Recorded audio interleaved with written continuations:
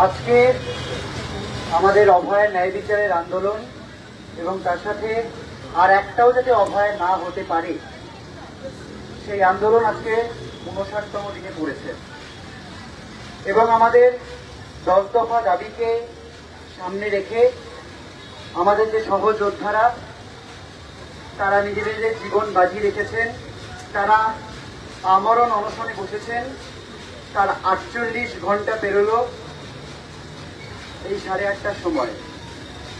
গত পরশুদিন রাত ৮:৩০টা থেকে সাথীরা আমরণ অনশনে বসেছেন। দুদিন কাটলো, রক্তে শর্করার পরিমাণ কমছে, শারীরিক দুর্বলতা বাড়ছে, কিন্তু মানসিক যে জোর তা তাদের অটুট। আমরা তাদের সাথে কথা বলছি, মেডিকেল টিম হিসেবে তাদের নজর রাখছে এখানে ডেডিকেটেড মেডিকেল টিম। কিন্তু কয়েকটা কথা বলে নেওয়া জরুরি। আজকে দুপুরবেলা আমরা দেখলাম চিফ সেক্রেটারি একটি প্রেস রিলিজ করলেন। সেই প্রেস রিলিজ করে বললেন আমাদের যে সব দাবি, সেই দাবি নাকি আস্তে আস্তে মেনে নেওয়া হচ্ছে, মেনে নেওয়া হবে, তাদের সদিচ্ছা আছে, এরকম একটা বক্তব্য তারা বলতে চাইছেন। আমরা বলছি এই সদিচ্ছা যদি আছে তাহলে আমাদের যে ১০ দফা দাবি, এগুলো বড় দাবি তো একটাও নয়। আপনারা সবাই দেখেছেন, সব প্রত্যেকে দেখেছেন, এই দাবিগুলো একটাও কোনো বড় দাবি নয়। একটা দাবিও বড় কোনো দাবি নয়। চাইলে সরকার একদিনের মধ্যে বিভিন্ন নোটিশ বের করে তারা এগুলো পূরণ করতে পারেন, কিন্তু সেই জায়গায় গিয়ে সদিচ্ছার অভাব কিন্তু আমরা দেখতে পাচ্ছি। আর একটাও অভয় যাতে না হয়, ভয়ের রাজনীতি, থ্রেট কালচার যাতে দূরীভূত হয়, সেফটি সিকিউরিটির দিকে যাতে প্রত্যেকটা মানুষ রোগী স্বার্থ, রোগীর পরিষেবা যাতে ব্যাহত না হয় এবং রোগী স্বার্থে আমরা যে দাবিগুলো করেছিলাম সেগুলো যাতে থাকে, সেই দাবিগুলো কিন্তু এখনো কোনো অগ্রগতি ঘটছে না। বারবার বলা হচ্ছে যে সময় লাগবে। হ্যাঁ, আমরা জানি সময় লাগবে, কিন্তু আমরা কি চাইছি? আমরা কিছু ডিরেক্টিভ চাইছি, আমরা চাইছি একটা সদিচ্ছা। এবার সদিচ্ছাতে আমরা বিশ্বাস করব কি করে? আমরা আগামীকাল কর্মসূচি হিসেবে বলেছিলাম যে আমাদের যে সহযোদ্ধারা, তাদের সাথে বাকি আমরা যারা জুনিয়র ডাক্তার, সিনিয়র ডাক্তার, সাধারণ মানুষ, আমরা সকাল ৯টা থেকে রাত ৯টা একটা প্রতীকী অনশন আমরা বসবো। এখানে অবস্থান মঞ্চ বা অনশন মঞ্চে বসবো, নিজের নিজের বাড়িতে, নিজের নিজের জায়গায়, নিজের নিজের হাসপাতালে, নিজের প্রোটেস্ট মঞ্চে, সেখানেও বসবো। সাধারণ মানুষও সংহতিতে আমাদের পাশে আসুন। কালকে বিকেলে একটি মিছিল আছে, তাতেও আমরা যোগদান করার কথা বলেছিলাম। অথচ আমরা কি দেখলাম আজকে এখানে যখন কালকে আমরা যে প্রতীকী অনশনে বসবো বাকিরা, তার জন্য এখানে বাস, একটি স্ট্রাকচার এবং কিছু খাট আনার জন্য একটি ভ্যানে করে আনা হচ্ছিল। ঠিক তখন আমরা দেখলাম বউবাজার থানা থেকে সেই ভ্যানগুলো সিজ করা হলো, খাট সহ। এই মুহূর্তে আমাদের জুনিয়র ডাক্তার বন্ধুরা ওখানে গিয়েছেন সেইগুলো ছাড়িয়ে আনার জন্য। গরিব ভ্যানওয়ালা, তাদের কি দোষ? একদিকে মুখে বলা হচ্ছে যে তাদের সদিচ্ছা রয়েছে, একদিকে মুখে বলা হচ্ছে নাকি সরকারের সদিচ্ছা রয়েছে, আর অন্যদিকে দেখছি যে সামান্য স্ট্রাকচার তৈরি করার জন্য কালকে আমরা প্রতীকী অনশনে বসবো। আমরা দেখেছি বায়ো টয়লেট আনা নিয়ে কিভাবে পুলিশি থেকে করা হয়েছে আমাদের। এই জায়গায় দাঁড়িয়ে এই মুহূর্তে বউবাজার থানায় আমাদের জুনিয়র ডাক্তার বন্ধুরা গেছেন, তার সাথে সাধারণ মানুষেরাও, নাগরিক বৃন্দ সেখানে গিয়েছেন। আমরা আশা করবো সেটাকে ছাড়িয়ে আনা যাবে। কিন্তু আমরা একটা কথা বলতে চাই, আমাদের এই সহযোদ্ধারা ৪৮ ঘন্টা হয়ে গেল জল ছাড়া এবং মেডিকেশন ছাড়া আর কিচ্ছু তারা মুখে তোলেননি।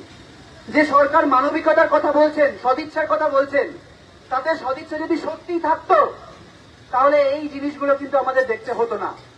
বায়ো টয়লেট আনা নিয়ে এই ঝামেলা আমরা দেখতে পেতাম না। অনশনকারীরা স্নান করবে, তাদেরকে বাথরুমে যেতে হবে, তাদেরকে যেতে হচ্ছে হুইল চেয়ারে করে, অনেক দূরে নিয়ে যেতে হচ্ছে। এইটুকু মানবিকতা তাদের নেই। একটা খাট, কয়েকটা স্ট্রাকচার, ত্রিপল কালকে মানুষেরা বসবে, সেই জন্য আমরা আনতে চাইছি। এই জায়গায় পুলিশ হেকেল করছে। সদিচ্ছা থাকলে এগুলো হতো না। আমরা আশা করেছিলাম, আশার জায়গা দেখতে পাচ্ছি না আমরা। এই গোটা জিনিসটা হচ্ছে, আমরা আশা করি আমাদের সরকারের প্রতি আশা ভরসা আমরা জানি না কতদিন ধরে রাখতে পারবো। আমরা সাধারণ মানুষের কাছে আশা রাখছি যে এই আন্দোলন তো গণ আন্দোলন, এই আন্দোলন আজকে হয়তো আমাদের এই 7 জন সহযোদ্ধা মুখে খাবার তুলছেন না, কিন্তু এই যন্ত্রণা আজকে আমাদের সবার, প্রত্যেকটা মানুষের।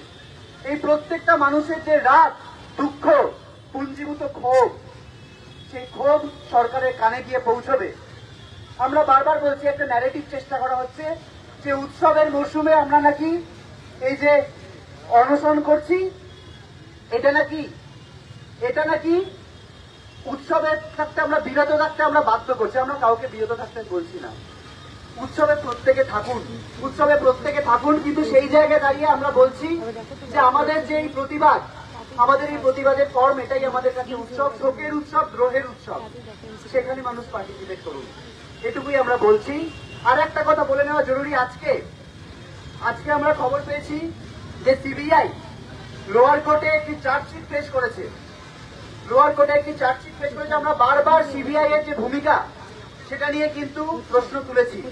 আজকে আমরা দেখেছি একটা প্রাথমিক চার্জশিট তারা দিয়েছে, এবং সেখানে নাকি প্রাথমিকভাবে সঞ্জয় রায়কেই দোষী সাব্যস্ত করে একটা প্রাথমিক, যদিও আমরা আমাদের লিগ্যাল টিম এটা বলেছে এটা প্রাথমিক একটি চার্জশিট, এটাতে করে যাতে যারা দোষী, মানে প্রাথমিক দোষী, তাদের বেল না হয়, তার একটা লিগ্যাল পার্ট। কিন্তু আমরা এটা মনে করছি যে আমরা প্রথম দিন থেকে যে কথাগুলো বলে আসছিলাম যে এটা একটা প্রাতিষ্ঠানিক খুন এবং ধর্ষণের ঘটনা, তথ্য প্রমাণ লোপাটে বহু লোক, এই তো প্রমাণ হয়ে গিয়েছে। এই যে আশিস পান্ডে গ্রেপ্তার হয়েছে, সন্দীপ ঘোষ গ্রেপ্তার হয়েছেন, তারা সবাই প্রত্যক্ষ পরোক্ষভাবে এই যে দুর্নীতির যে গোটা বিষয়টা এবং তার সাথে এই ঘটনার সরাসরি যোগ রয়েছে। কিন্তু সিবিআই এর চার্জশিটে, অতি দ্রুত যে চার্জশিট তারা দিল, প্রাথমিক চার্জশিট আমরা মানছি, এরপরেও তারা চার্জশিট পেশ করবে। 58 দিন লাগলো তাদের এই চার্জশিট দিতে।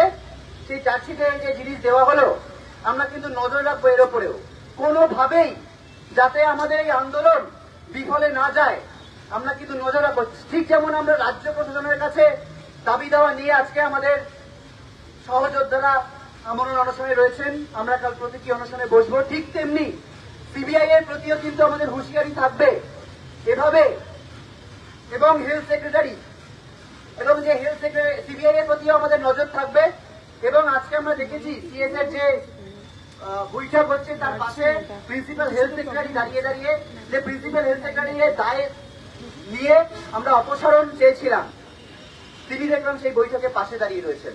তো মূলত সদিচ্ছা কোনো জায়গাতেই আমরা দেখতে পাচ্ছি না, না রাজ্য সরকারের পক্ষে, সিবিআইও ঠিক কিভাবে কাজ করছে আমাদের কিন্তু প্রশ্ন রয়েছে। তো সেই প্রশ্নগুলো নিয়েই আমাদের আন্দোলন চলছে। একটা কথাই শুধু বলতে চাইবো, বারবার সাধারণ গণমানুষ, নাগরিকরা, যারা শুভবুদ্ধি সম্পন্ন মানুষ পাশে রয়েছেন, এই যে 48 ঘন্টা হয়ে গেল আমাদের সহযোদ্ধারা জল ছাড়া মুখে কিছু দিতে পারছেন না। আমাদের যে মন খারাপ, আমাদের যে রাগ, আমাদের যে দুঃখ, সেই দুঃখটাকে আমরা কিন্তু আরো ভালোভাবে সরকারের কাছে পৌঁছে দিই নিজের মতো করে। আমরা বলতে পারি না যে প্রত্যেকে এসে, অনেকে এসে বলছেন যে আমরাও খেতে পারছি না, আমরা জানি আমাদের মুখ দিয়েও নামছে না ভাব। শুধু আমরা এটুকুই বলতে চাই, প্রত্যেকে যেন নিজের মতো করে এই প্রতিবাদের ভাষা এমন ভাবে ছড়িয়ে দেন, এমন ভাবে সোচ্চার হন, যাতে সরকার এই দাবিগুলি মানতে বাধ্য হয় এবং সিবিআইও এই হুঁশিয়ারির মধ্যে থাকে যে পশ্চিমবঙ্গের প্রতিটি মানুষ, ভারতবর্ষের প্রতিটি মানুষ কিন্তু এই দিকে চেয়ে রয়েছে। এটুকুই। We want justice! We want justice! We want justice! We demand justice! কিছু নয় করে এটা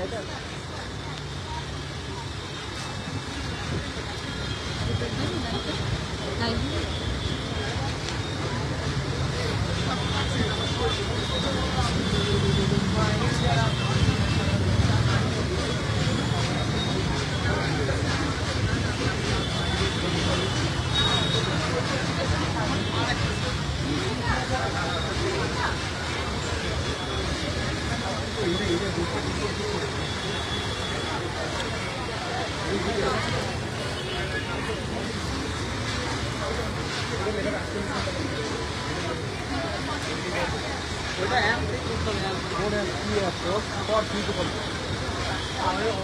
আছে,